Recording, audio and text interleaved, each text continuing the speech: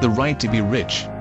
Whatever may be said in praise of poverty, the fact remains that it is not possible to live a really complete or successful life unless one is rich. No one can rise to his greatest possible height in talent or soul development unless he has plenty of money, for to unfold the soul and to develop talent he must have many things to use, and he cannot have these things unless he has money to buy them with. A person develops in mind, soul, and body by making use of things, and society is so organized that man must have money in order to become the possessor of things. Therefore, the basis of all advancement must be the science of getting rich. The object of all life is development, and everything living has an inalienable right to the development it is capable of attaining. A person's right to life means his right to have the free and unrestricted use of all the things which may be necessary to his mental, spiritual, and physical unfolding. Or, in other words, his right to be rich. In this video, I shall not speak of riches in a figurative way. To be really rich does not mean to be satisfied or contented with a little. No one ought to be satisfied with a little if he is capable of using and enjoying more. The purpose of nature is the advancement and unfolding of life, and everyone should have all that can contribute to the power, elegance, beauty, and richness of life. To be content with less is sinful. The person who owns all he wants for the living of all the life he is capable of living is rich, and no person that does not have plenty of money can have all he wants. Life has advanced so far and become so complex that even the most ordinary man or woman requires a great amount of wealth in order to live in a manner that even approaches completeness. Every person naturally wants to become all that they are capable of becoming. This desire to realize innate possibilities is inherent in human nature. We cannot help wanting to be all that we can be. Success in life is becoming what you want to be. You can become what you want to be only by making use of things, and you can have the free use of things only as you become rich enough to buy them.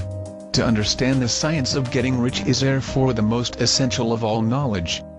There is nothing wrong in wanting to get rich. The desire for riches is really the desire for a richer, fuller, and more abundant life, and that desire is praiseworthy. The person who does not desire to live more abundantly is abnormal. There are three motives for which we live. We live for the body, we live for the mind, and we live for the soul. No one of these is better or holier than the other.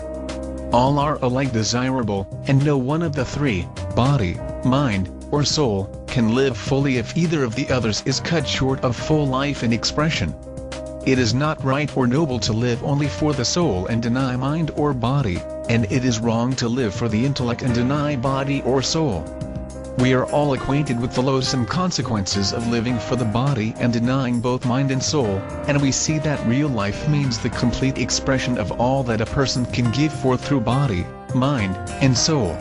Whatever he can say, no one can be really happy or satisfied unless his body is living fully in its every function, and unless the same is true of his mind and his soul. Wherever there is unexpressed possibility or function not performed, there is unsatisfied desire. Desire is possibility seeking expression or function seeking performance. A person cannot live fully in body without good food, comfortable clothing, and warm shelter, and without freedom from excessive toil. Rest and recreation are also necessary to his physical life. One cannot live fully in mind without books and time to study them, without opportunity for travel and observation, or without intellectual companionship. To live fully in mind a person must have intellectual recreations, and must surround himself with all the objects of art and beauty he is capable of using and appreciating.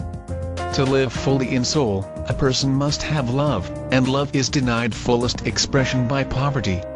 A person's highest happiness is found in the bestowal of benefits on those he loves.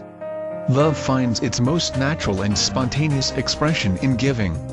The individual who has nothing to give cannot fill his place as a spouse or parent, as a citizen, or as a human being. It is in the use of material things that a person finds full life for his body, develops his mind, and unfolds his soul. It is therefore of supreme importance to each individual to be rich. It is perfectly right that you should desire to be rich.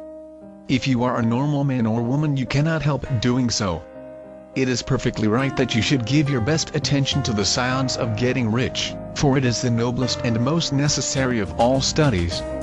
If you neglect this study, you are derelict in your duty to yourself, to God and humanity, for you can render to God and humanity no greater service than to make the most of yourself.